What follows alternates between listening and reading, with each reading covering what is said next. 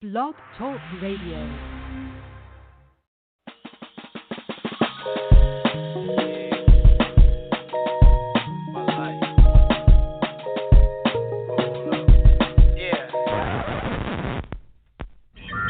Warning. Okay, I'm reloaded.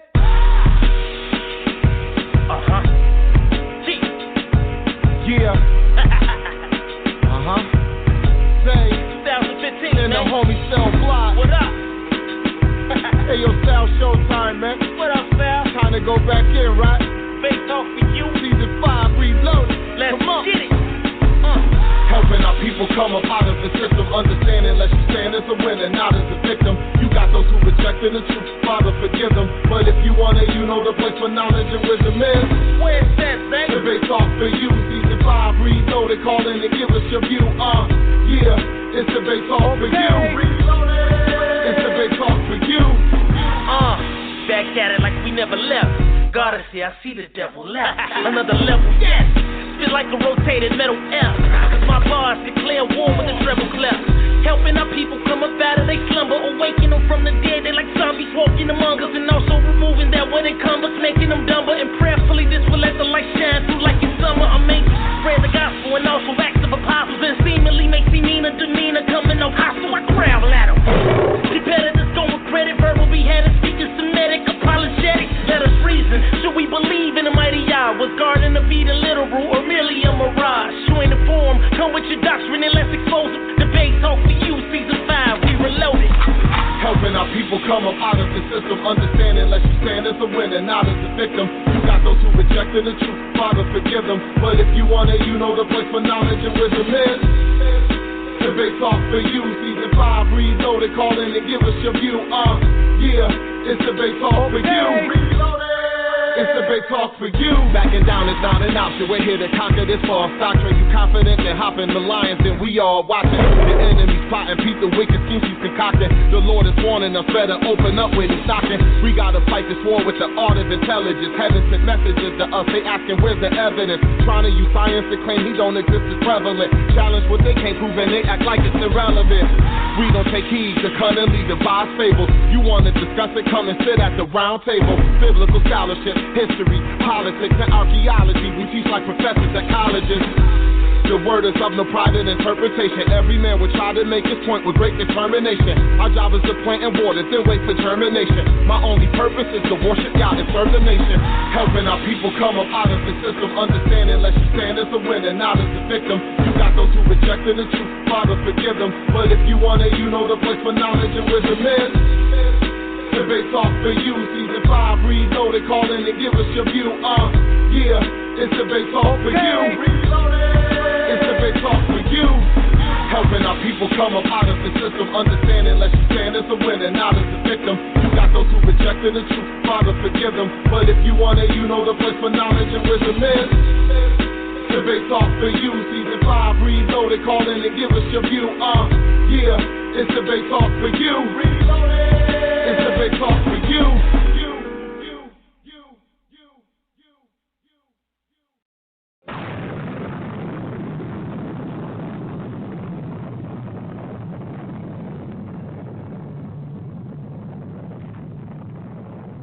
Welcome to the planets of the beats.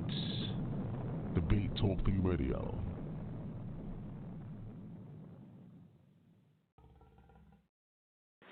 What it do, people? It's your boy B Lit Dive, and I'm chilling over here with my man Sal Showtime, man. And I'm just here to let y'all know that there's only one place that you need to go to hear the word from the word, man. And that's at Debate Talk for You, man. I'm going to slow it down, man, because a lot of people slow. I speak fast because I'm from New York, but, I'm going to slow it down, man. That's Debate Talk for You, hosted by my man Micha'EL Showtime.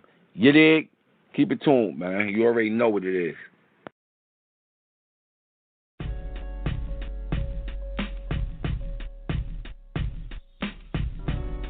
What's going on, everybody? I'm your host, Sal Showtime, and we are back with a brand new season of Debate Talk for You Radio. This is officially season 6 of Debate Talk for You. I want to welcome everybody to the show. I want everybody to go to the website, www.blogtalkradio.com/Debate Talk for You. Check out the schedule, and you can keep us on the air by sending your donations. Go to www.paypal.com. Use the email debatetalkforyou@gmail.com. We have listeners all across the globe. Get your pen and pads ready and enjoy the show.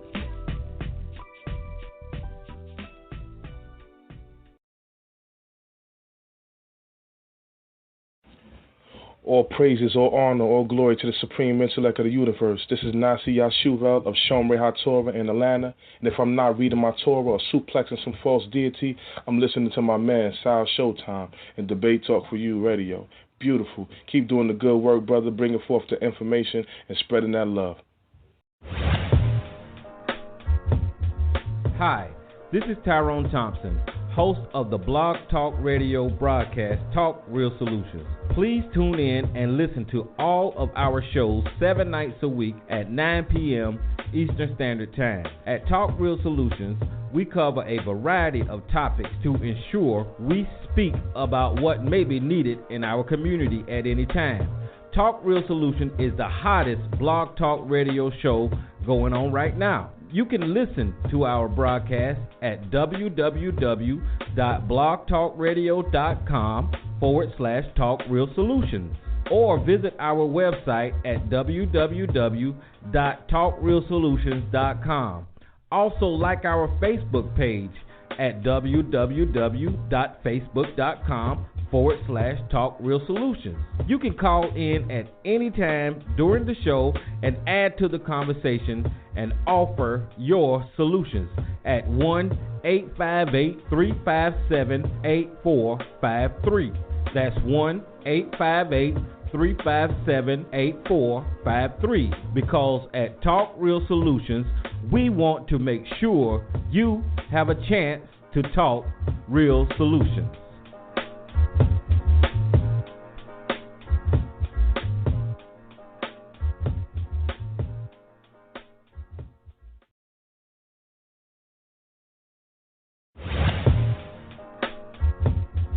Hi, this is Tyrone Thompson, host of the Blog Talk Radio broadcast, Talk Real Solutions. Please tune in and listen.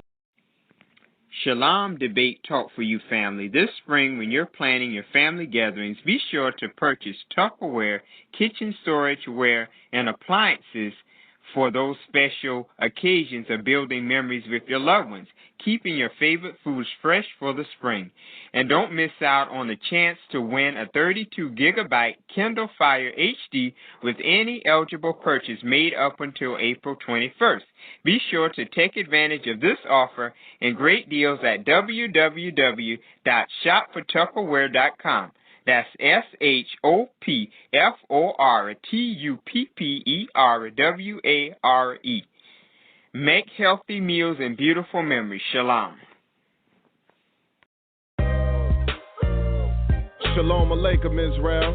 This your brother Zadok Ben Israel, assistant teacher at the Congregation of Israel, the Knesset of Jesus, located in Buffalo, New York.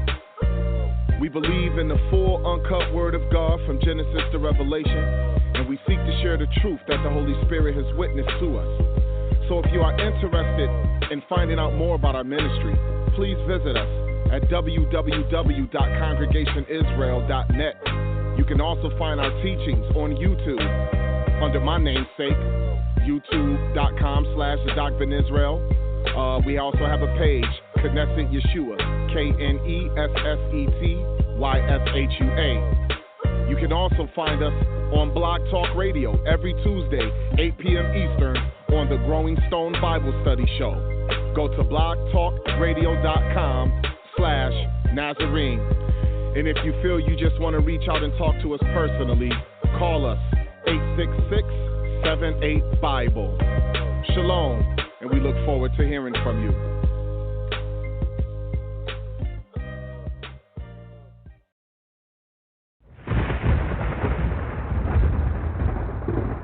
Don't touch that dial. You're now listening to Debate Talk for You Radio.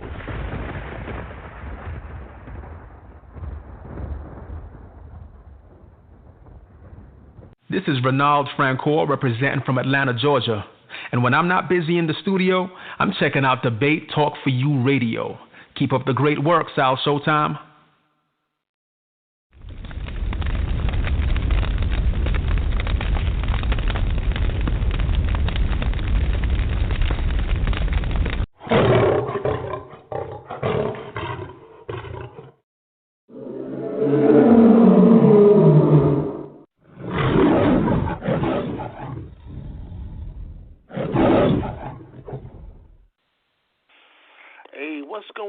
Everybody, how you guys doing? Welcome to another show. You're now listening to Season 6 of Debate Talk Free Radio. Of course, I'm your host, Sal Showtime, and we are back with another classic show for you guys. Well, like you heard the sound effect, this is the hot seat segment of Debate Talk Free Radio. And that's right, at this segment we're up for 60 minutes. 60 minutes, the people out there will call in from the beginning of the show till the end with nothing but your questions and your comments. This is your chance to speak to the special guests that we invite on the panel right here on Debate Talk Radio. You know, we see a lot of our special guests on some YouTube or giving lectures, things of that nature. But this is your chance to actually get a chance to speak to the special guests that we have on the panel. So, again, you know, we want to, you know, we're looking forward to people out there that's listening via phone and via Skype to call in live with your questions and your comments. By that number, 646-716-7320. My special guest is Priest Danyaahla. He's right here live on Debate Talk Radio. Let me bring him in right now. What's going on, my brother? Shalom. How you doing? Hey, Shalom, King. Thanks for having me on the show. I appreciate it, King. I appreciate you, man. For those who don't know who you are, just give us a little brief bio about yourself before we begin. Go ahead. All right. Well, first of all, I want to give all praise to the Most High God of the universe, the sovereign God of the universe, King of the universe, the Most High, in the name of his beloved Son, Jesus Christ. My name is Priest Danyaahla of the Lions of Israel camp, based out of the Bronx, also in Pittsburgh, Pennsylvania. A 25-year veteran in Israel, you know, going hard in every aspect. I love my nation, and every move that I make, you know, is in mind to build this nation up, man, and, you know, to teach our people to the best of my ability. And that's pretty much all I want to say, man. I'm not here to toot my own horn or nothing. You know, those that love me, those that follow what I do, they know what I've done. You know, my work speaks for itself, so I'm not even going to say more than what I already said. Well, I definitely appreciate you making time to come on Debate Talk Radio. It's been a long time coming. I know that you're a busy brother, but I'm glad that you're here right now, right here on Debate Talk Radio, man. So we're going to take some questions for the people out there. I see you pressing number 1 already. If you're new to the show, again, if you want to call in, all you got to do is dial that number, 646-716-7320, and simply press number 1, and we'll add you in the conversation. Again, it's going to be 60 minutes. 60 minutes of questions, unless my brother want to go on a little more longer. After the 60 minutes, you know, we'll keep it like that. But we're going to go to the phone lines right now. Only rule that I have is no cursing, there's no foul language. When you call in, you got to keep it clean, keep it professional. So let's get the show started. I'm going to start off with an email question. It has to be email. And by the way, if you want to email me, if you're kind of shy and you don't want to call in, you can send me an email at debatetalkforyou@gmail.com. That's debatetalk, the number 4, and letter U @gmail.com. By the way, the chat room is open as well. If you want to type in your questions in the chat room, or if you want to get access to the chat room, go to www.blogtalkradio.com/debatetalkforyou. Click on the show, The Hot Seat, for Priest Danyaahla, and when you scroll down at the bottom, you're going to see like a little box there where you can type in your questions, and I'll read them out live to my special guests. But the first question I have for you, brother, just to start it off, we're going to go to the phone lines after, is, according to your research, what is the name of the Most High? And tell us why there's so much confusion when it comes to the name Elohim. Okay, well, that's a controversial topic. You know, and it's funny to use the word controversial because it seems like just about everything that most camps teach is controversial nowadays. There's so many differences in Israel. I was taught and raised to believe that the Most High's name is Yahweh. The reason why I don't subscribe to the name Yahuwah or Yahweh, I don't believe that when Moses received the name that he used the matrice lectiones. I don't believe that Moses had vowel points to pronounce the name, Most High's name either. So I believe that those names are not the ancient name of the Most High. I was raised to believe the Most High's name is Yahweh. Now, in a phone segment, radio show, I'm not able to go into the reasons why I believe that, because it's something that people have to see visually as to why I have that, I hold on to that belief. But that is something I was raised to believe, and I also saw the evidence that, buffeted or made my belief firmer in what I was taught, that the Most High's name is Yahweh.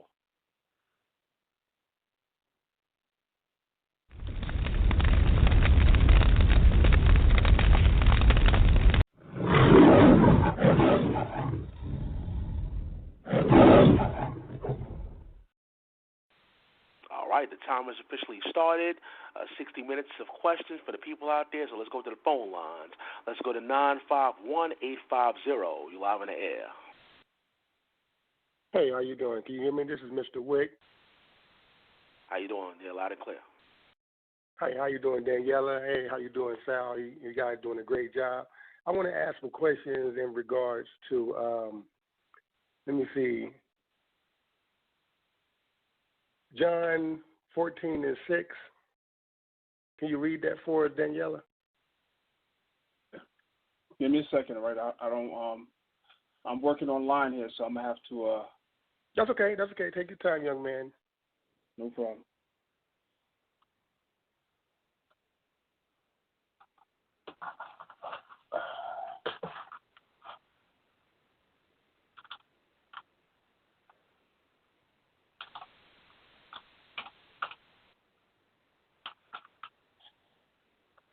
My computer's acting a little funny. Just give me 1 second. I got it.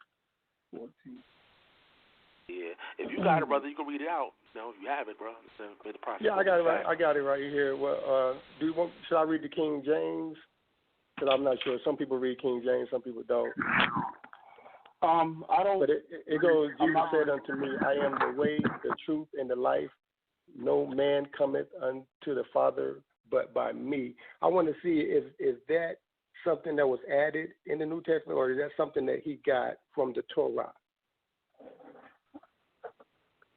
Okay, well, are you asking me from my perspective, or? No, I want to know, because, it says, well, it says, you don't supposed to add or take away, in Deuteronomy 4:2, and in Proverbs 30:6. So I want to know, is something new coming from the New Testament, or is that something that it was grabbed from the Torah, but we don't know what scripture that he grabbed that from to bring that to the New Testament? Okay, good. I'm glad you said that, because I think that, and I'm not saying this is your perspective, so I'm not accusing you. I want to say that first of all. And before we go any further, right, if I may, right, and this is not an attack on you. A lot of people call me Danyaahla. that's the American female name. My name is Danyaahla, just so you know. And that's not just for you, but that's for anybody.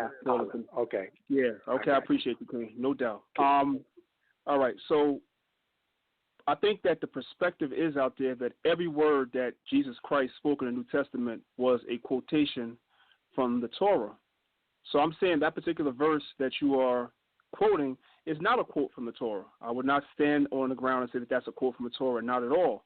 However, I will say that Jesus Christ, we'll use the English translation for the sake of the listeners, Jesus Christ stood as a mediator between the people and Israel in the same way that the Levitical priesthood were mediators in the Old Testament.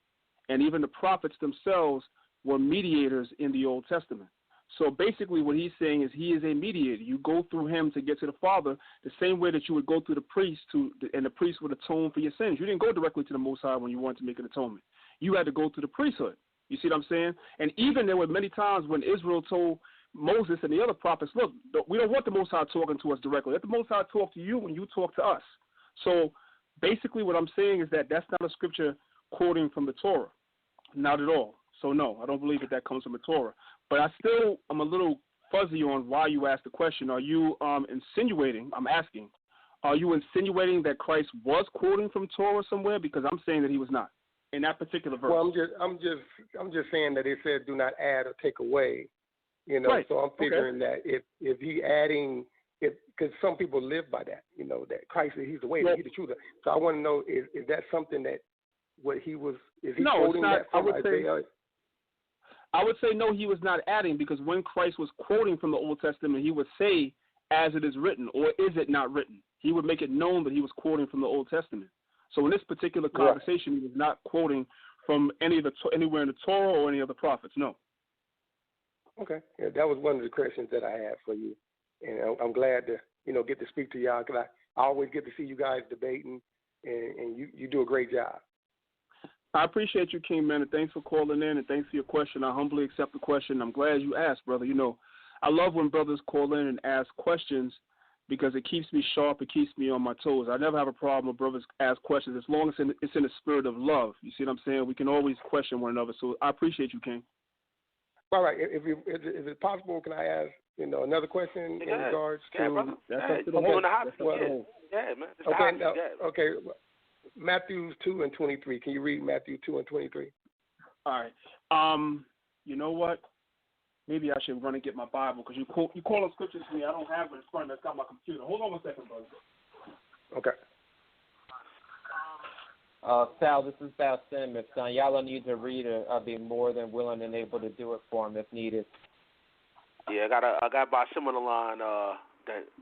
Priest Danyaahla. You hear me? Okay, Khan, just give me 1 second. Give me 30 seconds, y'all. I'll be right back. 30 seconds. Okay. Sure.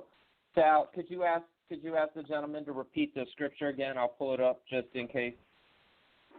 That would be Matthew 2:23.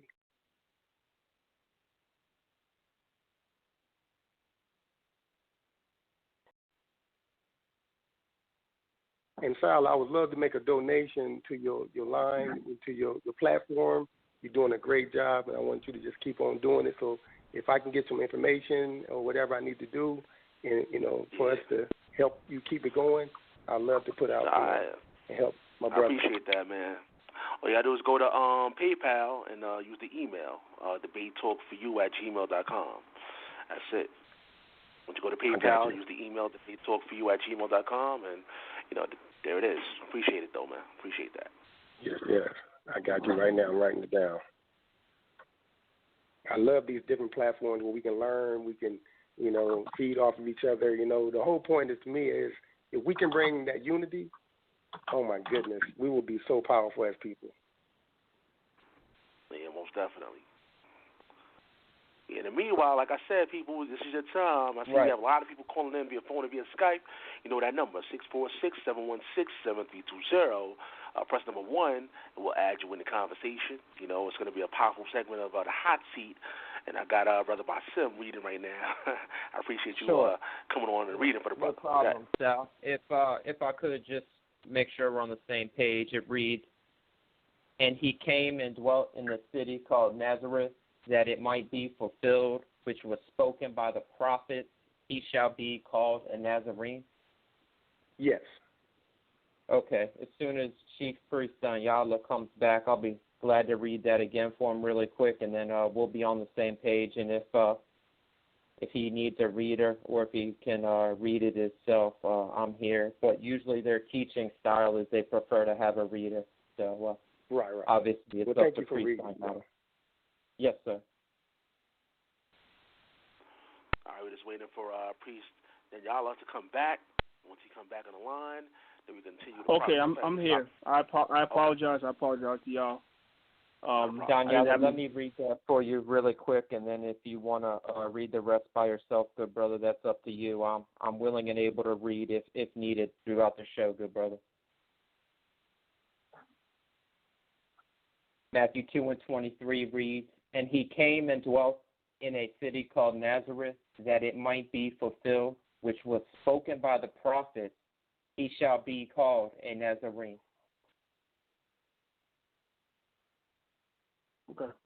The question is now, can you show us where this prophecy came from in the Torah? Okay, well, first of all, if you look at it, the verse, right, it never says that any of the prophets in the Old Testament said that. Do you notice that? It says so it will be fulfilled. Right. Now, when you look at, I'm going to give you a couple of scriptural references real quick, right? Mm-hmm. Psalms 22 and 6, in verse 13, 69 and 10, Isaiah 49 and 7, 53 and 3, Micah 5 and 1. There's a whole bunch of scriptures that you can go back to the Old Testament that kind of make reference to Jesus Christ pursuant to this prophecy, which is, it's a lot of scriptures to go through right now. By the way, are you on Facebook by any chance? No. You're not on Facebook. But if you can't show it in the Old Testament, the Torah, can you show it in the New Testament where this prophecy? Well, I gave you a couple of scriptural references, but what I'm saying is because of time constraints, I noticed a lot of people calling. I gave you a couple of scriptures, like I said, Psalms 22 and 6, also verse 13, Psalm 69 and 10, Isaiah 49 and 7, so forth and so on. What I want to do, the reason why I'm asking you about Facebook and YouTube is that I actually want to do a lesson on this particular verse, because you're not the first person to ask me about that. So I want to do a lesson on this verse and actually give the verse some justice and some time and not try to condense it into a couple of minutes and not be able to get through all my scriptures, because I know there's a lot of people calling in. But it is written in the Old Testament. I'll say yes. But you can't read one just for the listeners? Well, like I said, all right. Let me see. Let me go to the book. I'm gonna go to one.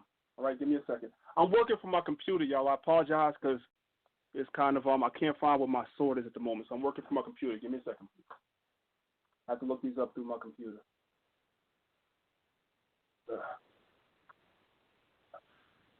Yeah, I've been beating my brain about it too. I've been looking around for it. I'm like, Nazarene, Nazareth. I want to see it somewhere. It was supposed to be a prophecy in regards to him,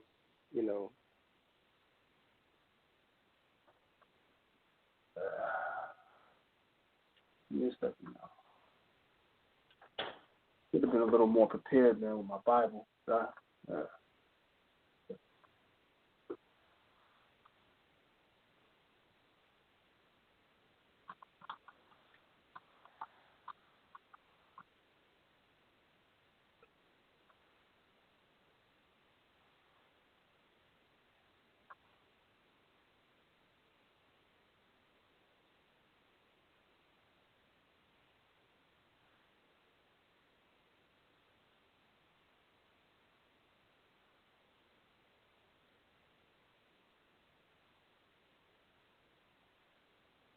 Well, briefly, if I could, just so there's no dead air time, Sal.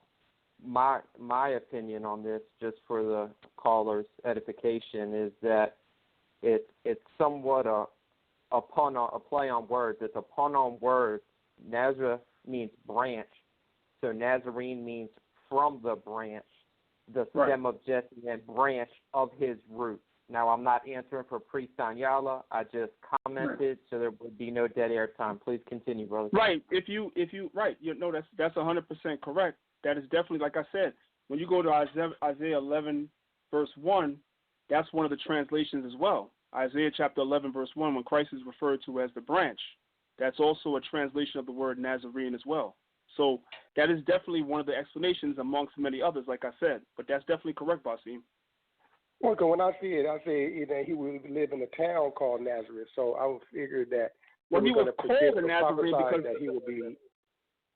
Yeah, but because the word Nazarene comes from the word Nazareth. The word Nazarene can be affiliated with the word Nasar. The word Nasar means branch. Nasar, yes. Right, it means branch. So it's a prophecy really going back to Isaiah 11:11. It's more towards the branch thing than the actual location. That's what Basim brought out, and that's 100% correct. That's 100% correct. I'm thinking more so like a location. Like sometimes they think that the Messiah has to become from Bethlehem and things like that. And some people say, hey, most of the Messiahs in the custom would come from Bethlehem. And I'm thinking of the location more so than I know the Nasar, the branch, and I understand that. Thank you very much. I yield. You have a blessed day, and I'm thankful for y'all, King. Right. Correct. Okay. Yeah.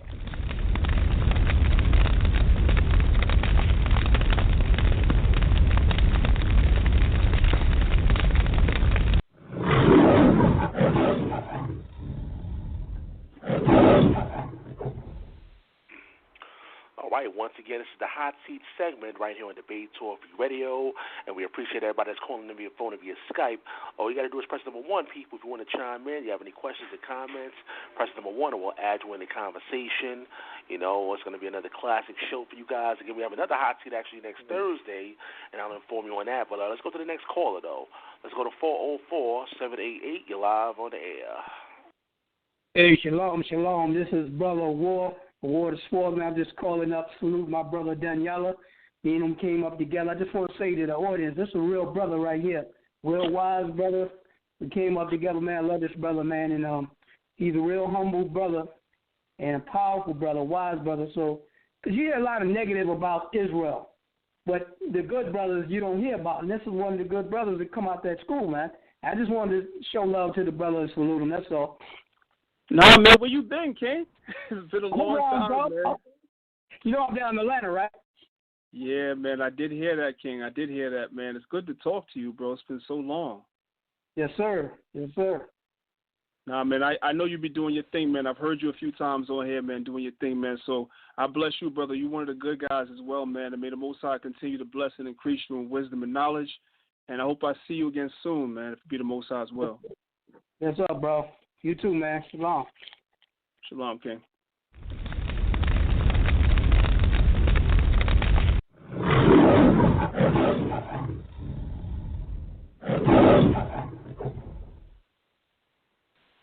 All right, let's go to the next caller. Let's go to 202-465. You're live in the air.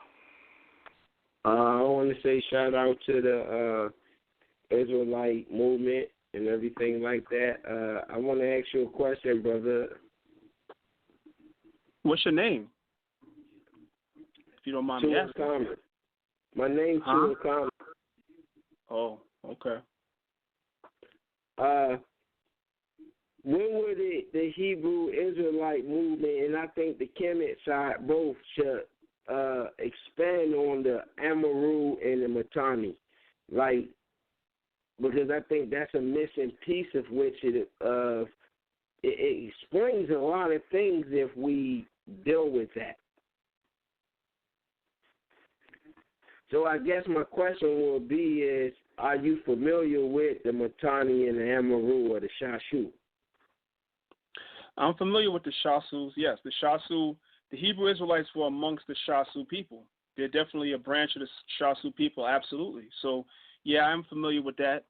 You know, actually, if you go to Maccabees TV, right, the brother, a good brother, by the way, a Torah-centered brother by the name of Moreh Yeshai, he goes by the name of Kashuv the Danite. If you go to our videos on YouTube called Maccabees TV on that channel, he has actually spoken in length about the Shasu people. And if I'm not mistaken, I could be mistaken because I haven't had a chance to read his book yet. He just put a book out. But if I'm not mistaken, he's also mentioned the Shasu people in his book as well. So we are familiar with that, and we do expound on that. I think the problem is that you're looking for more information, which is good, and I salute you for that, brother. But a lot of people overlook information for drama. The videos where brothers are teaching and actually addressing subjects like what you bring up, people don't really want to watch those videos.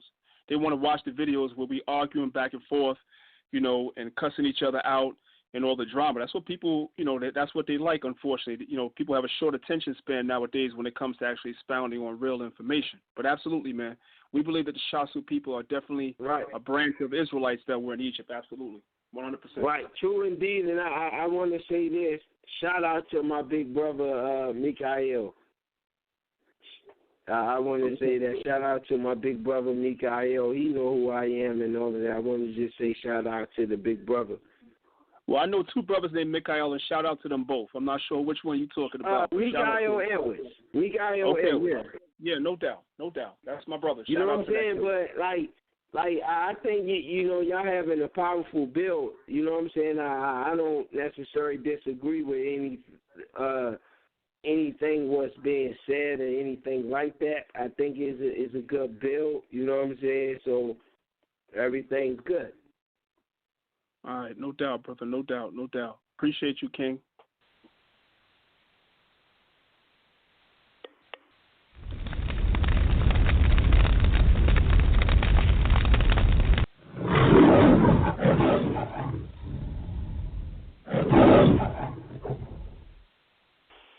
Again, this is your time, people. This is your time. This is the hot seat segment of Debate Talk Free Radio.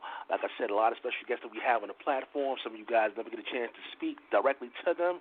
This is your chance right about now. You got to do is dial that number, 646-716-7320. Keep it clean. Keep it professional, though. There's no foul language. You have people listening with their kids and even the elderly out there. I have an email question. Let me see what it says here. What are the misconceptions when it comes to Priest Danyaahla? What are the misconceptions? That's the question. What's the misconceptions? Man, where to start? I think one of the misconceptions is that because I come out of the school One West, which is a very controversial subject in and of itself in the Hebrew community. I think because I come out of that school, a lot of people think that I guess I'm a robot, that I just continue to push every single doctrine that I learned from One West. I'll say that was my foundation, and I give the elders of that school great respect and reverence because they're the ones that the Most High used to put in my path to wake me up to this knowledge. But with that being said, my education has continued to expand after I've left One West. So there are certain things that I may have taught or I may have believed early on in my childhood in Israel, because I'm a 25-year-old man when it comes to this knowledge. I've been in Israel for 25 years. But at one time, even though I was a grown man in body, I was a child in knowledge when I was in One West. So there were certain things I just didn't know, I didn't understand, that I've grown to know. So I think one of the misconceptions is that we continue to teach some of the divisive doctrines, that came out of One West, such as hate for Africa when in fact Israel is a part of Africa, so forth and so on. It's a great misconception, that continues to be hurled at me because I come from that foundation. So, and there's many others. I don't have no love for my brothers that might be Torah-centered, which is a lie. Some of my greatest friends, some of my greatest allies are Torah-centered brothers. That have my back 100%. That I know if I make a phone call, they come and run into to my assistance. So that's another misconception that's out there. And number three, because it's been put out there and it's a bold-faced lie, that somehow or another I'm looking for money. I don't know where that comes from. I never got paid for nothing. I've done lectures. I've done PowerPoints. I've done radio shows. I've done all types of things, and I've never gotten $1 for it. I have invitations to go to about 7 or 8 different cities in this country that people are asking me and my camp and AOC to come through and teach. And they're asking us how much, and we tell them nothing. I don't do what I do for money. I do what I do for the love of the Creator and the love of my nation and the love of this truth. That's why I do what I do. So that's another misconception. And that's pretty much it. I mean, I could go on and on.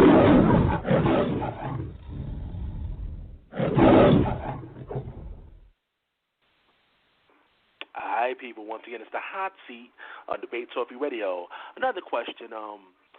What is your analysis? Okay, that's what they said in the email. What is your analysis of the HOK? I guess they mean the House of Consciousness.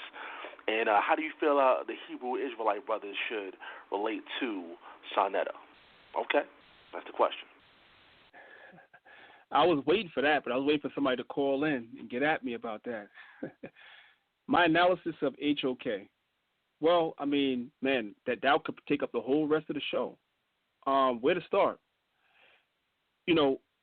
When I first was invited to do the Cameron trial debate, right, and even after the debate, we went to Sonetta's house and we did a PowerPoint where I kind of answered Shaka Amos on some things that he was teaching, pseudo information he was putting out there that was garbage that I wanted to address. And after I did that video, the inboxes I got on Facebook it just blew me away. I mean, literally right after I did the presentation, because he live streamed it, my inbox was blowing up. And it wasn't blowing up from Israelites, it's blowing up from Kemetic dudes. That was like, yo, we learning from y'all, you and Hashar. We respect y'all brothers. We love y'all brothers. Yo, keep dropping that information. These are Kemetic dudes that's saying this. When I was at the Passover of ISUPK about a month ago, while I was standing there, somebody walked up to Sonetta and they said, "Thank you, Sonetta." I'm witnessing this now. I'm standing there. he was like, thank you for what? They were like, yo, if it wasn't for you, I wouldn't be a member of ISUPK. I learned about them by watching your channel.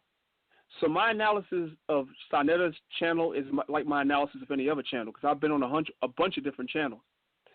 Not everybody that watches that channel actually agrees with that whole Kemetic perspective. Some people just watch. Some people just want to know what's out there. What do they teach? Why do they teach what they teach? I myself watch their videos to find out what they teach, why they teach what they teach, what sources are they using. But I don't agree with it either. There's a lot of people there that watch that channel, but they believe in the Most High. They believe in the Bible, so forth and so on. And there's a lot of people that have come out of that perspective into Israel from watching that channel. I've spoken to Divine Prospect. I've spoken to Danyaahla Shuvel. I've spoken to Hashar. And I know what my inbox looks like. Y'all would be surprised how many people are waking up to the fact that they're Israelites through the HOK. I know it's not popular for us to go on there. I understand that sometimes Sonetta says some things that blaspheme the Most High and blaspheme the Scriptures. So I understand why people say that they don't like seeing us over there. But you have to also understand that there's a lot of people that's waking up through that platform, which is why some brothers do go on there, you see? So I know it's a very controversial topic in Israel. I know Israel is like 50-50 drawn down the line on that thing, you know. And there's a lot of people that are angry with myself and angry with Hashar and angry with Divine that we go on that platform. And quite frankly, myself and Hashar don't go on that platform very often. You know, Sonetta opens the red carpet for us to come anytime, but we don't do a lot of media. That's why after all these years, this is the first time I'm even on this channel. We don't do a lot of media, really. You know what I'm saying? I've never been a media person. I just like to do the work, you know. But we go on there because some of the Most High's electors on there.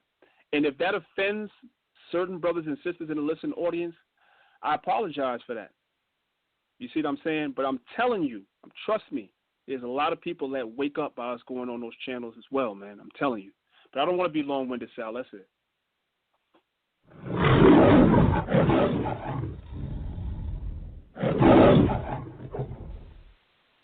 I see we got some more callers standing by. We're going to get to you guys in a few minutes.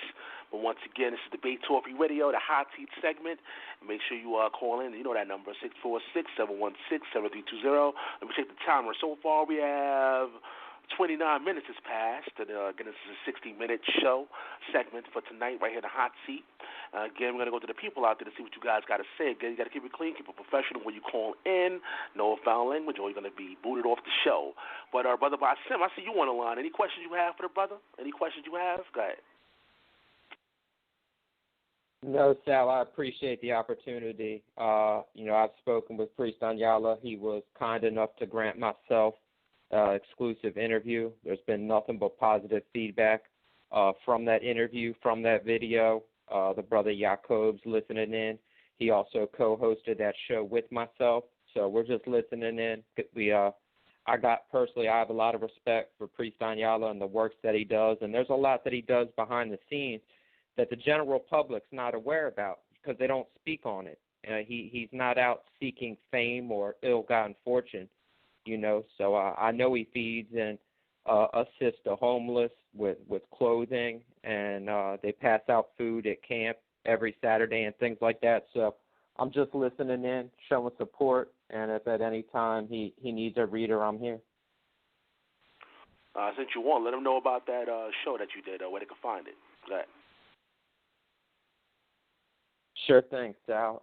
If you go to YouTube, if you go to Global Media Inc., you'll see Lions of Israel, Priest Danyaahla exclusive interview. It's on the history and origins of his upbringing, his time in One West. He touched on how he came into the truth. And I also believe he has the footage, which will be going up on Maccabees TV very soon. If the public's not aware, Chief Priest Danyaahla plays a major part in uploading video and capturing video and interviews for Maccabees TV. So if you're not subscribed to Maccabees TV, please do so immediately. But it should be on Maccabees TV very soon, and it's on Global Media now. Thank you, Sal.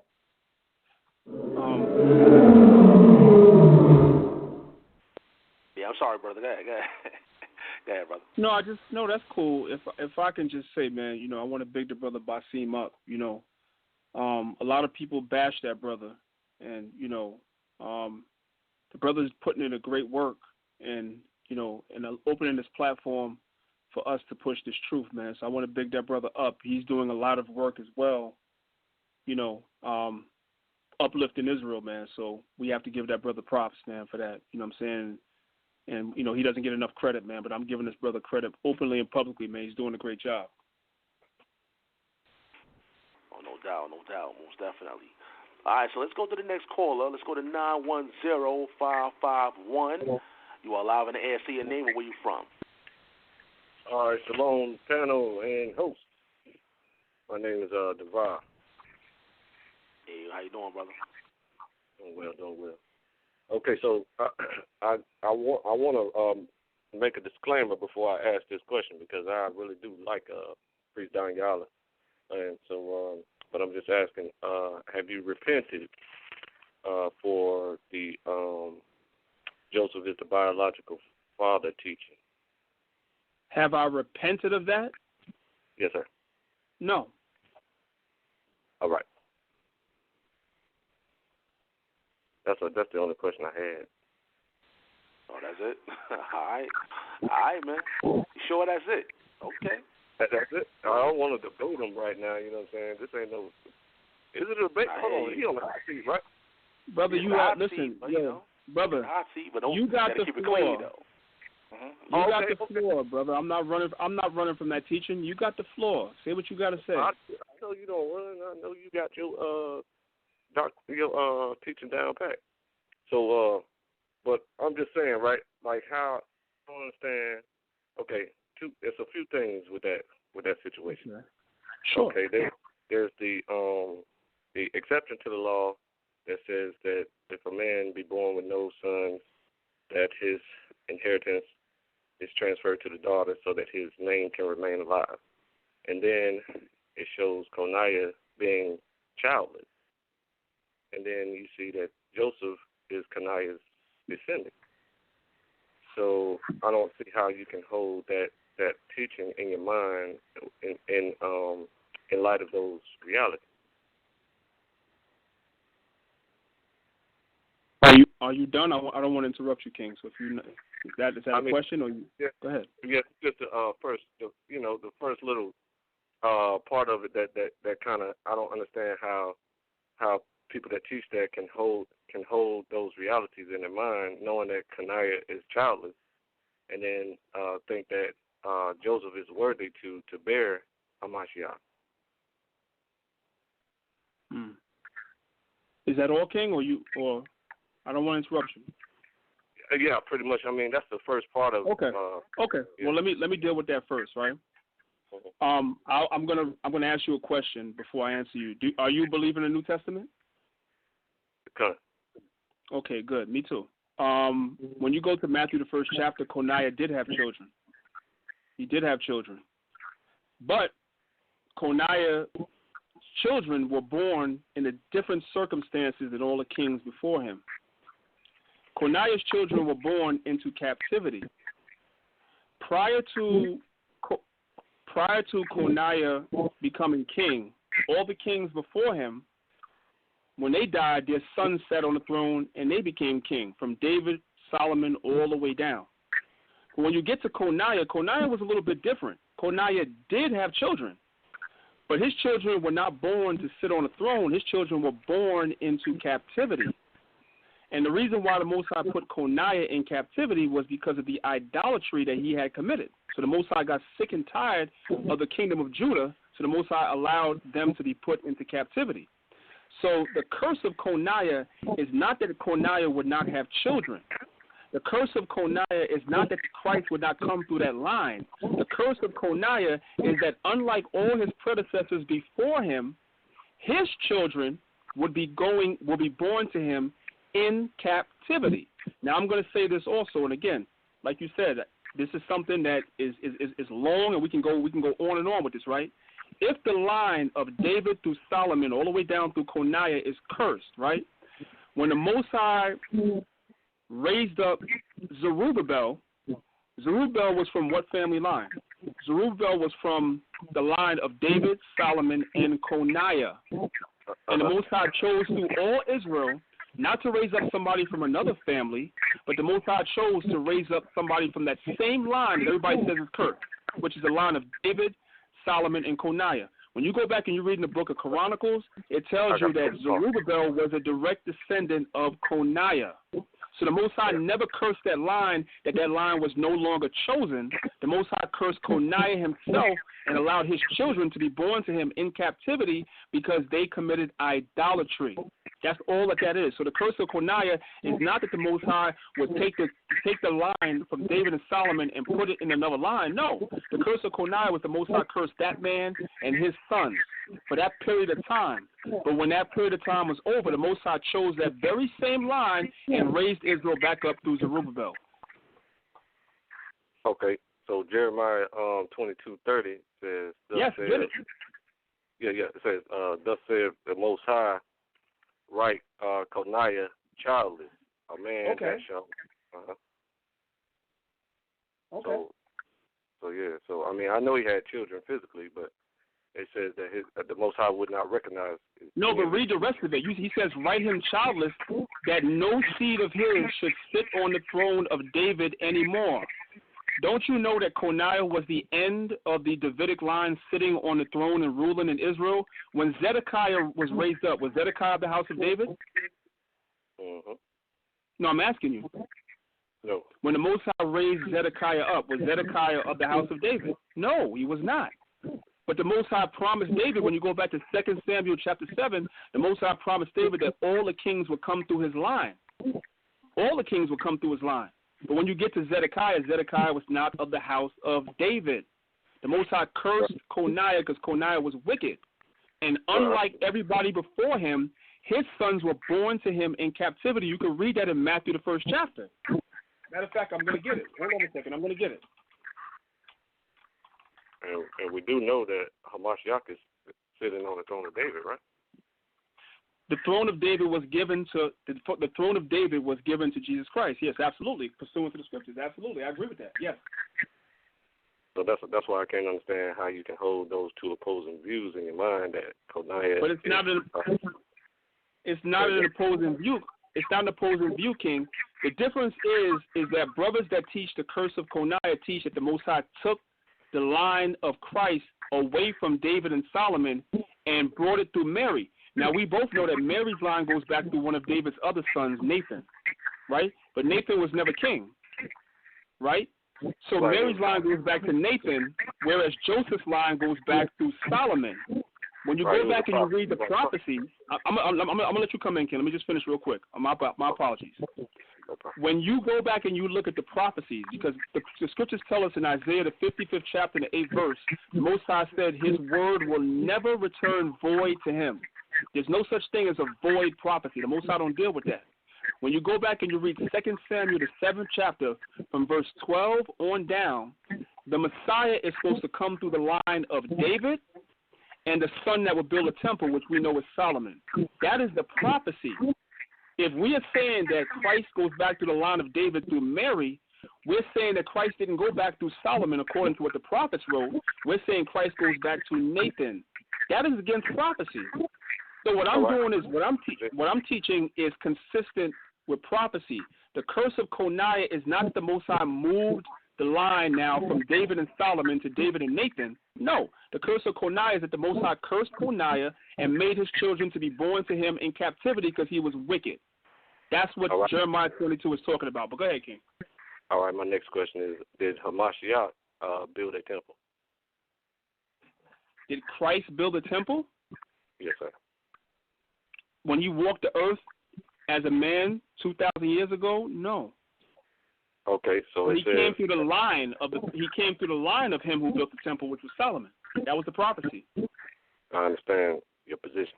So now it says that destroy this temple and I will raise it up in 3 days. Okay. So he built he built himself and came back to life. So he right, because because we know the temple is just a shadow. The temple, we're really the temple that the Most High dwells in. The physical temple, this physical temple was just a shadow. So I understand those things, of course. The temple represents the body, really. That does not ruin him building that temple and showing us that we're the temple that houses the Holy Ghost is not ruining the prophecy of that it will come through the Son who will build a temple. Because the Most High said, why are you building a temple with hands? You know what I'm saying? Where am I going to reside? I disagree with you on that, King. Okay. When you go back and you read the prophecy, the Most High was talking about Solomon. Solomon literally built the temple. Now, Christ is talking about building a spiritual temple, which is the body. No question about that. I agree with you on that. But Solomon literally built the temple. You see what I'm saying? So it all has to line up. It all has to line up. All right. So I ain't even want to get. I forgot you was on the hot seat, so I guess we could have went back and forth like that. But I ain't want to. No, it's all good. I appreciate the question all the time, King. All the time. I appreciate it, man. Thanks for calling in. All right.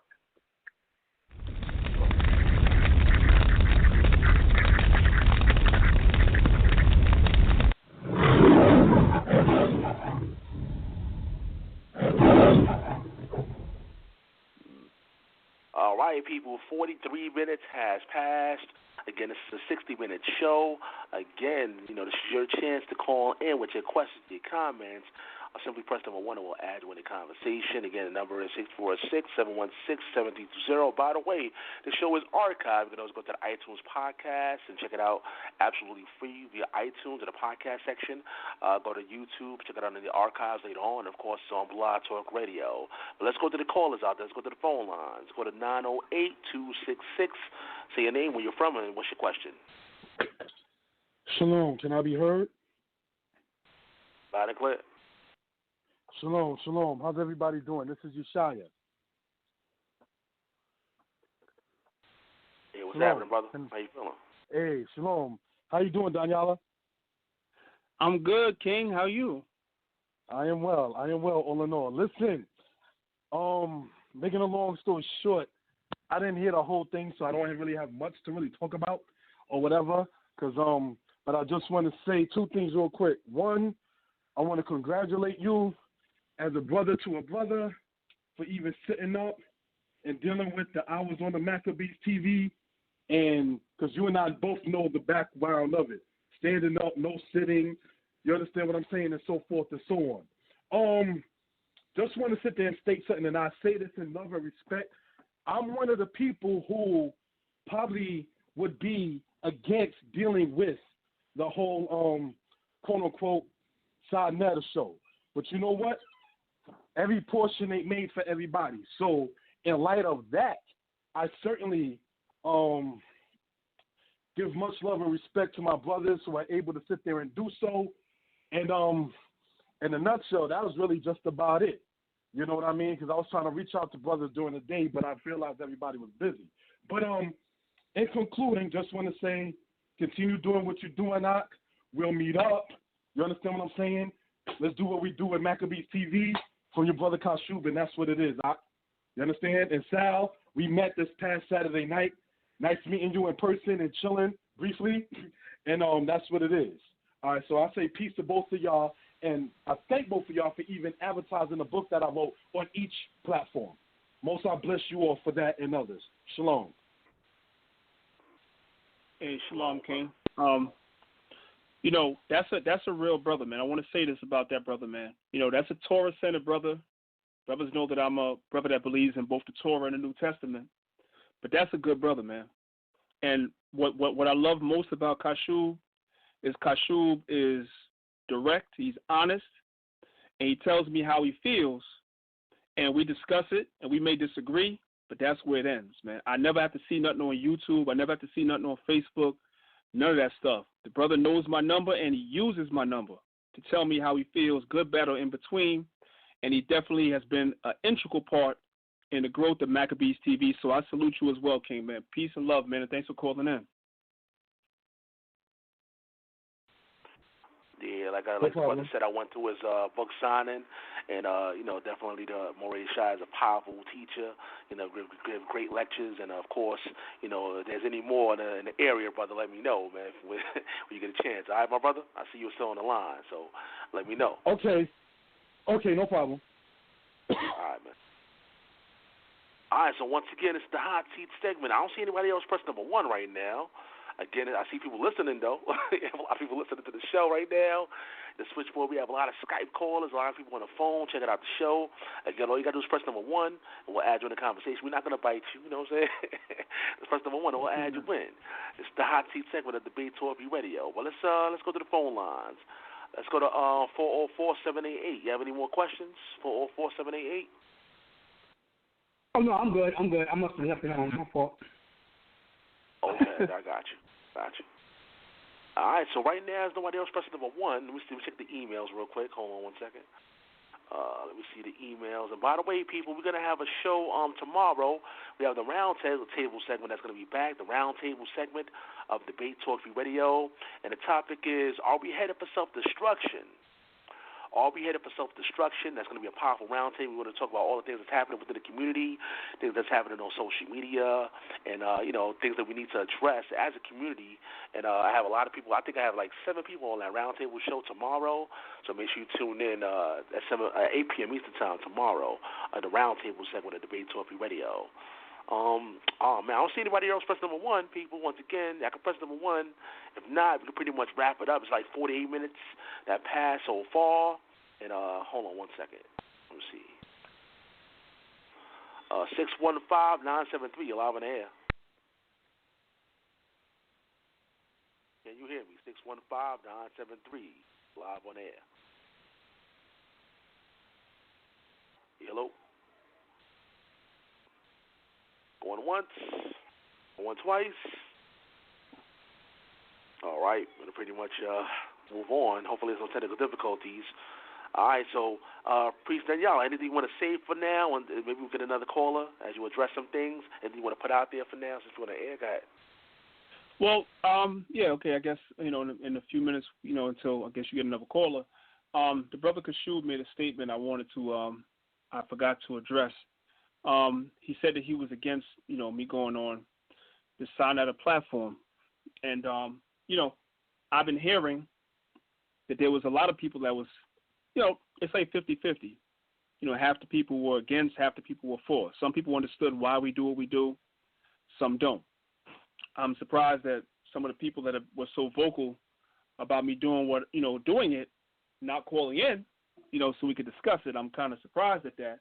Nonetheless, I respect, and I want people to know that I respect everybody that came to my inbox like a man and spoke to me in my inbox about yay or nay, how you feel about certain things I may do.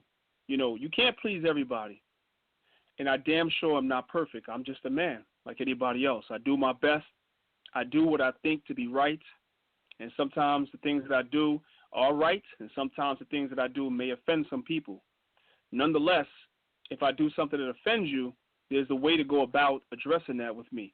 If you're just going to make a video and talk shit, you'll never get my respect. But if you actually inbox me, I apologize. I'm sorry. I'm sorry. If you just want to talk, nonsense or whatever, and you don't inbox me, I'll never respect it. You can talk, you can make a million videos. I'll never respect it, you see? But if you come to me as a man and let me know, this is the reason why I don't like what you did, well, first of all, you come to me and ask me why I did what I did. I'll explain to you. And you can let me know, yay or nay, why you like what I did or why you didn't like what I did. I'll always respect it. It doesn't matter who you are, and I don't have to know you. It's all about how you carry yourself, And I'm gonna, I'm gonna say this, man. It's gonna be very controversial. I said it before. I'm gonna say it again. Brothers could feel however they want to feel about Sinetta, right? But one thing I know for sure, and I have to give the brother credit, or else I wouldn't be a genuine brother, right? He sometimes, depending on what platform I may go on, has a problem with things that I say. You know what he does? He'll call me. The next day, I can expect a phone call from Sinetta. Yo, I saw you on his platform, or I heard you on his platform. I didn't like what you said. That's what he does. He is yet to make a video first he will always come to me as a man first, and we'll discuss it. And after we discuss it, y'all never heard nothing about it. Man never made a video. I have to salute that, whether you like them or you don't like them. It's a shame that Israelites don't do the same thing. And I'm just going to leave it right there.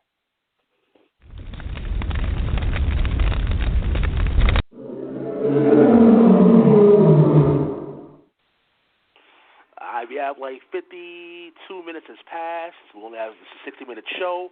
Let's go to the next caller. Let's go to 330-240. You're live in air. Shalom, my brother Danyaahla. How's it going? I'm good. Shalom. Who's this? This is Micha'EL from Massachusetts calling. I definitely appreciate and admire the work that you've been putting in for Israel. I enjoy your videos on Maccabees TV, brother. Thank you. Yeah, the One West does a good job of bringing people to the truth, but and I definitely appreciate all the different camps putting the videos out to wake me up.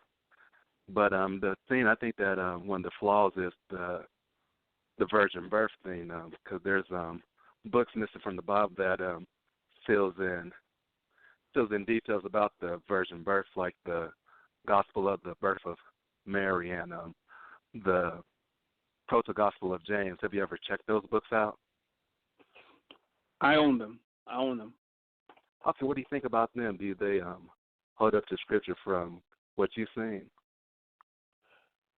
If you're asking me for personal opinion, having read the Book of Mary and the Book of Infancy and the other books, some of the pseudepigrapha and things of that nature, right. I believe that there is, when I look at the books in totality, I believe that there's a lot of things that contradict conventional scriptures that we believe in. That is my assessment, having read those books. When I read about the angel Gabriel, like shining a light from his hand onto Mary's stomach and her getting pregnant, that for me is problematic. It's problematic for me. And the reason why it's problematic for me is because when I read in the conventional Bible, in the New Testament, in the book of Hebrews, it says that Christ was made in like fashion to all his brethren. He's made like how we were made. So, and if Christ was born of a virgin birth, if Christ, there's a bunch of, first of all, I don't know what perspective you take on a virgin birth, so I'll just put a couple of general things out there. Okay, yeah, I believe in the virgin birth. No, I believe, but there's a couple of different interpretations. Okay. I hear some brothers say that the angel Gabriel actually had sex with Mary. I hear some people say that Mary just miraculously got pregnant. So I don't know where you fall, but regardless of whether it's A or B, for me, when I go and I read scripture, either concept is contradictory to the scriptures to me. And also, it would give Christ an unfair advantage, being, at the end of the day, if he was only born of a mother and no father, then he was really half human, half angel, which then would explain why he could walk the earth and be perfect. See, when you have a mother and a father and are born in every way like unto me, then you're like unto me. And then when you're perfect, I can say that I can achieve that also. So, yeah, to answer your question in a nutshell, you asked me about those other books. I do own them. I have the lost books of the Bible. I'm pretty sure you're familiar with that. I also have the pseudepigrapha, so I'm familiar with that stuff, yes. And it has not changed my perspective on the virgin birth. I have a couple of videos on YouTube that address the subject in depth, and I'm always willing to sit down with, brothers, as long as it's a respectful conversation. And to have that conversation, because I know that's for us New Testament believing brothers, that's something that's important to a lot of us. But go ahead, King. I'm sorry. Okay. Yeah, definitely. Respect your opinion. You're definitely a deep and knowledgeable brother, so I definitely have a lot of respect for you. But we know in the Old Testament that Jesus made a lot of. I'm sorry about that, but the Messiah, or Yehoshua or Yahweh Shai, made a lot of appearances in the Old Testament, like Daniel 7:13, where the vision was the Son of Man sitting by the throne of the Most High. So how would he come from heaven to the seed of Joseph and to Mary then? How would he come down? When he existed before Joseph, how would you make sense out of that? Well, again, he's a spirit in the spirit. He's a spirit because you have to understand that when Daniel's seeing the vision, he's seeing it right. When the Most High appears to the prophets, right? Mm-hmm. The prophets take on forms that we as men that we can understand. They don't just come down, in a way. They come down in a way that we can understand. So when the angels would see, when the prophets would see certain visions of angels and stuff, they would look kind of like men. They would see the Most High. They would see Christ sitting on a throne, so forth and so on. They appeared in ways that man could comprehend. So in essence, Yahushua, Yehoshua, Jesus Christ, was a spirit in the spirit world the same way you and I were spirits in the spirit world. The same way Jeremiah was a spirit in the spirit world. That's why when you read Jeremiah, the first chapter, the Most High said, before I formed you in the womb, I knew you, because he was in the spirit world. We all were in the spirit world. But then Jeremiah came down to earth through a mother and a father. So my perspective would be that Christ came down also through a mother and a father. And, I'm going to say this, as I was telling the call that called before you, right? Right. It's very, very important. It's very, very important that when we understand the birth of Christ, right? I'm talking about us New Testament believers. I'm talking about you and myself. We're having a conversation now. It's very important that when we deal with the virgin birth, right, or the birth of Christ, however we want to call it, that we don't start in the New Testament.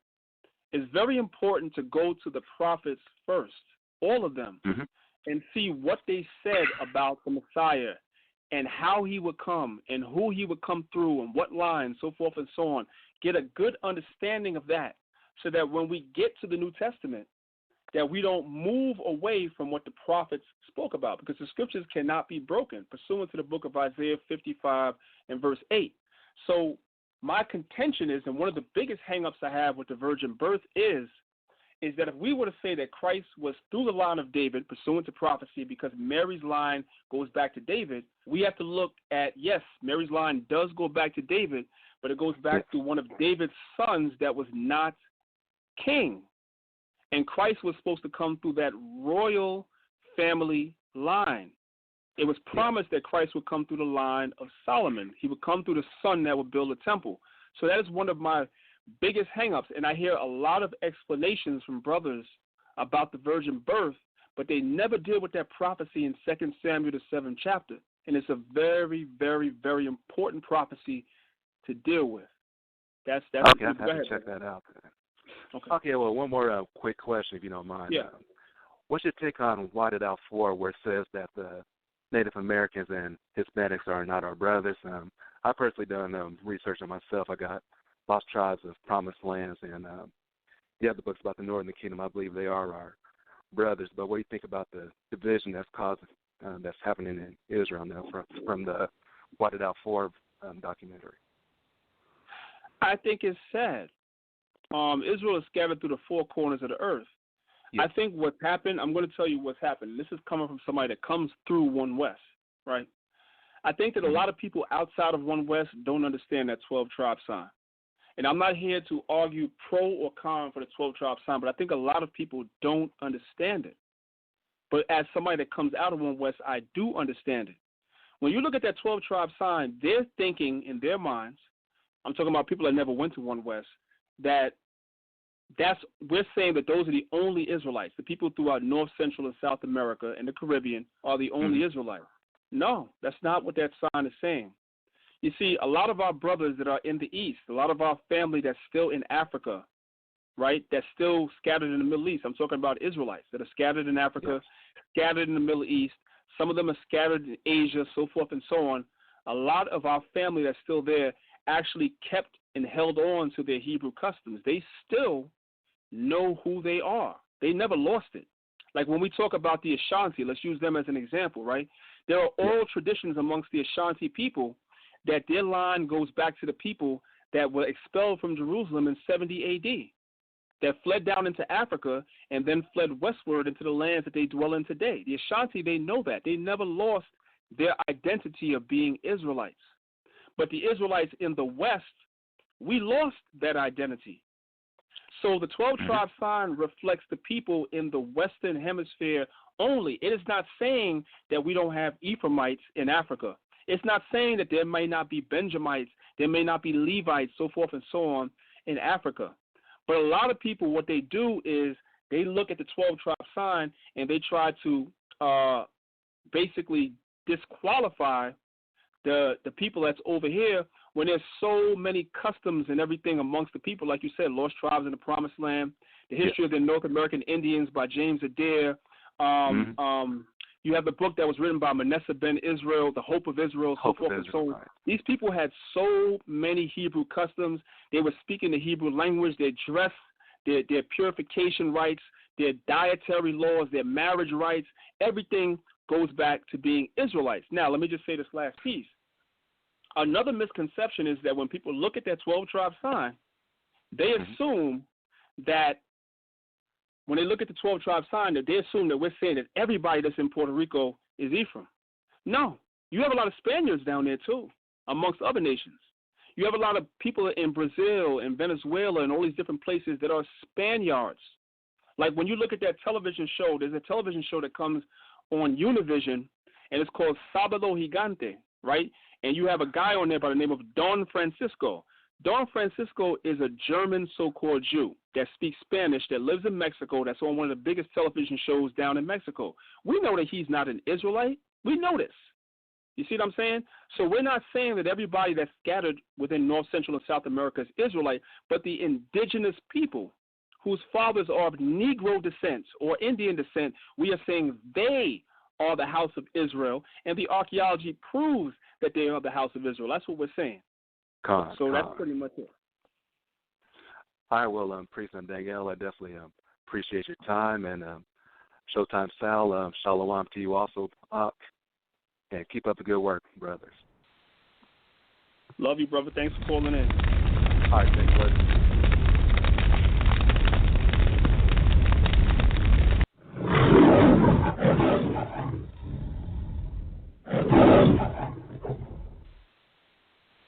All right, people, we only have time for one more question, just one more. Let's go to 407-335, live on air. Shalom, family. This is Brother Matt Lewis down here in Florida, out of Orlando, Florida. What's up, Showtime, Shah? What you doing, man? How you doing, brother? And we got, that's Danyaahla on the line, right? You know it, King. It's good. How you doing, brother? You know, I'm here, King. I'm here. How are you? I'm doing good, my man. I had to break away, from the plantation for a minute because I wanted to ask a couple questions. Just maybe two questions I wanted to ask because this what I'm seeing a lot of what's going on in the community lately, among other things, primarily the division that's going on. I just wanted your take on as far as the whole debate scene. I seen a post online, and I know we see a lot of stuff online that's straight garbage, but what I seen online recently was a photo of a brother that actually got hung in Ohio. Supposedly he was hung. I don't know if you heard about that or seen that. Yes, sir. Yes, I saw it. Yeah.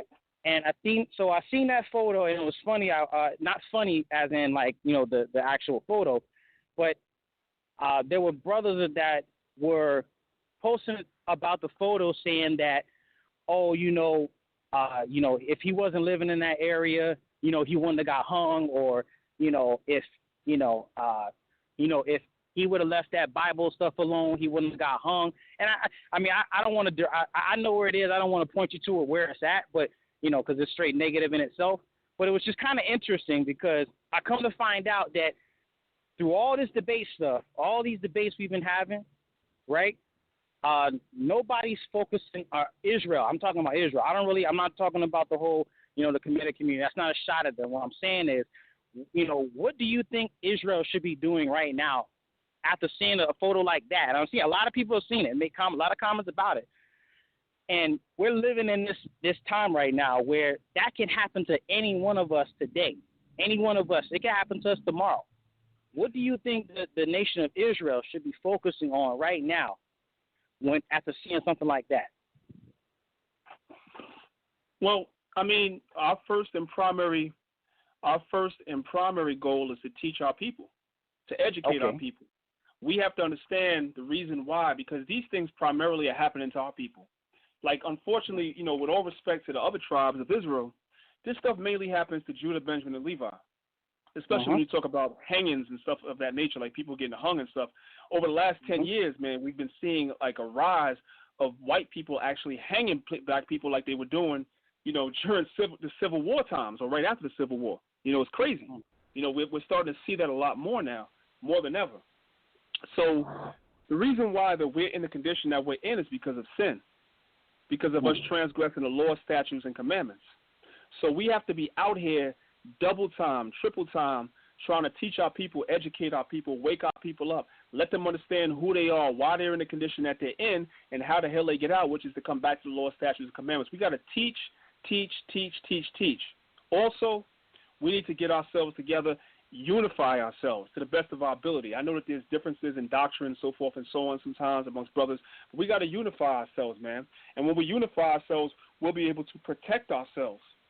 We'll be able to protect ourselves and protect our wives and protect our family and protect our property and protect our children and patrol our own neighborhoods and have our own economy and have our own businesses and separate ourselves as much as we can in this captivity from these people that are doing these things to us. That's where our focus needs to be. But the central focus, of course, is always on the education of our people. Otherwise than that, as the saying goes, a fool and his money shall soon depart. Unfortunately, that's not what our people are focusing on. I'm going to end by saying this. I myself have unsubscribed from 3 Facebook groups this week. Why? I'm talking about Israelite Facebook groups. Why? Because I wake up in the morning. I get up to go to work at 5 in the morning. When I get in my car, I sit down, and I might, go on, Facebook real quick and see if I have any inbox messages or whatever. And at 5 in the morning, you got Torah Center brothers and Messianic brothers arguing. When I come home at night before I go to bed, I might check my Facebook again. The same dudes, 400 comments later, the same 2 or 3 dudes are arguing again. I just hit unsubscribe. I'm sick of it. That's my answer. Okay.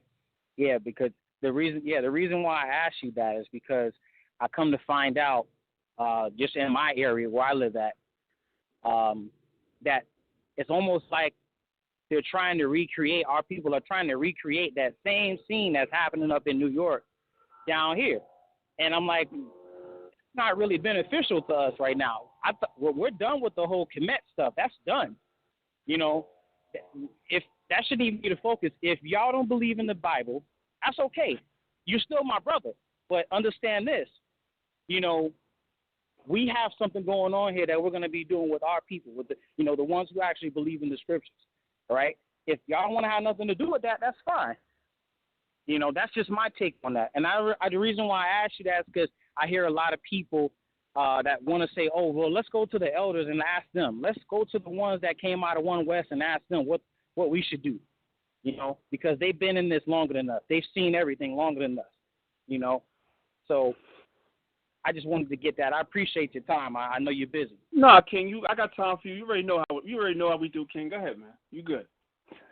So, okay, well, one more then. Now, also what I've been seeing lately as well is it's almost like it's an internal thing, where there are some people that are trying to disapprove who we really are, Israelites, trying to disapprove who we really are using archaeology, using the same factor we use to prove who we are. Some are trying to prove that we're not those people. Okay. What do you say to Israelites that are already aware who they are, and the ones that are not? Let's say they don't know who they are right now. What do you say to those who know who they are, as far as on a teaching aspect, to I guess to kind of, I won't say block, or I would say kind of keep that misleading information away from those people? What do you think we should do about that? Okay, I'm sorry. Could you clarify just a little? I kind of understood the question, but I want to grasp it a little better. Are you saying? Go ahead. Yeah, what I'm saying is, I'm seeing there's Israelites that are using the information that we have to prove that we are the Israelites, and what they're doing is saying, well, the slave trade didn't happen, so there's no evidence of 70 AD. Or there's no, slave, records that show this. Or, the only Israelites are the ones that are in Africa. Things come like that. Now, to someone who just that last piece you said, the only Israelites are where? Are in Africa. Oh, okay. Yeah, comments like that come up. I deal with them personally myself because we have, we have a pretty decent group here in Orlando. Those are questions that come up a lot, and I know that there's a vast amount of information that's coming out now, as we know, as it's spoken of in Revelation, where it says the earth will help the woman, and but I'm finding out that's where a lot of our brothers are. It might seem like they're not doing it, but that's really what it is. That's what I'm peeping right now, is that they're trying to disapprove who we are. How do we handle that? How do we deal with that? Well, there's a lot of ways that you can deal with that. First of all, I'm just going to go based on the comments that you said. When somebody says to me the only Israelites are in Africa, right, I know that there are definitely Israelites in Africa. I know that definitely Israelites were taken from Africa and brought to America. But even when we go into the book of Deuteronomy, the 20th chapter, and we read some of those curses, a lot of those curses didn't take hold to the people in Africa, but actually took hold to us here, which is why in Deuteronomy 28, it says, these curses shall be upon you for a sign. When the scriptures speak about the auction blocks, there was some of that in Africa, but not on the level that it was over here. It speaks about the slave ships. It speaks about a lot of different things. It speaks about the yoke of iron. It speaks about our enemies lending to us and we wouldn't be able to lend to them, and so forth and so on, and so many different things that you could clearly see took hold on the people that are here in the Americas. That's just sticking to scriptures without even going into a whole bunch of other books. When you look at the things that the Most High pronounced against our people, it is no question that those curses not only pursue the people that are on the continent, but even more so, they pursue the people that are over here, to the point where the scriptures speak about us discontinuing from our heritage. The scriptures speak about the nations coming together and saying so that the name of Israel would no more be in remembrance. We know our brothers and sisters in Africa remember who they were. They still do. The Igbos still do. The Ashanti still remember. But you know who doesn't remember? We don't remember. That's prophecy. That's just sticking with the scriptures before we even go into the book. So when somebody says something like that, you have to really take a step back and look at them, and just from a scriptural perspective, be like, what are you talking about? The prophecies clearly show what would happen to Israel, and those curses have specifically hit the people that are in the Americas today, the hardest. You see? They hit us the hardest. So absolutely, man, we got to continue. We just have to be, we have to stay on top of our studies, man. Stay on top of these books, because really all the books are that we go into, the books are a confirmation of the scriptures. When we deal with the books and everything, the books are pretty much fulfillment of prophecy. We can read the book of Daniel's, the 11th chapter, right? And we read about the Syrian wars between the Ptolemaic and the Seleucid dynasties, right? But in order to understand and put names to the different kings, you have to go into history books to prove that. Well, the same thing goes when we go to these curses. The Most High pronounced a whole bunch of curses that would come down on Israel. A lot of those curses that came down on our people came down on us after what we would call so-called biblical times. After John the Revelator, the last of the New Testament, if that's what you want, if you're a believer in the New Testament. After those things happened, a lot of these curses came down. So we're going to have to read about them in extra biblical sources. You see? To show that we are those people. So, a lot of people, you got to really be careful. And you know what? I'm going to say this too. I'm going to end by saying this, right? We sometimes have to consider the sources that are saying stuff, right? Like, I get people that come and they make negative comments, like on YouTube, so forth and so on. First thing I do is I click on their page to go to their page to see what they're doing. A lot of times when you click on their page, you go to their page, nothing is happening. A lot of people on YouTube are agents and Facebook are agents of disinformation. They're set up to put that seed of doubt in your mind. But when you have a firm grasp on the truth, and when you've been studying, as I know you are a very studious brother and a very quick learner, as I've observed, you really sharpen the history, you really sharpen the scriptures, man. The Most High is elevating you at a very fast pace. Nobody could come to you with no foolishness like that, because you're just going to be quick to cut them. You know, so a lot of these dudes are just agents of disinformation, and they appear where you, myself, and other brothers are doing the work. They are there, you know what I'm saying, as you read in the New Testament, the Most High speaks about the parable of the sower, when one plants a seed, and then the wicked one comes to pull up that seed which was planted. That's those guys. That's them. You plant a seed in good place, and you have people that's on your Facebook page that may not fully be in this knowledge yet, that's observing that page and learning, and then here you come having somebody to come and put that seed of doubt for that new brother or new sister that may not be fully grounded for them to go off, man. That's pursuant to prophecy. You see what I'm saying? Most High told us all these things was going to happen. So I'm not surprised that people do that, man, but just continue doing what you're doing, brother. You're doing the right thing. You know what I'm saying? That group, by the way, for everybody listening, man, this brother right here created a group on Facebook called Book Gang. And I'm going to tell you, man, that's one of the best groups on Facebook. It's called Book Gang. And everybody in that group, man, is just dropping straight up information, man. Straight up information where you can get all the information that we teach right there in that group. So if you're not a part of that group, man, get on Facebook right now and look up the group Book Gang and join and see all the information that's being dropped in that group. It's powerful. I appreciate your time, brother. Thank you so much. And you guys have a good night. You still got my number, bro. Call me. If you still got my number, call me. If not, inbox me and we'll chop it up, King. Oh yeah, absolutely, man. When I get a day off, I'll definitely do that, man. I'll make sure. You got it. I appreciate it. So, thank you, Sal.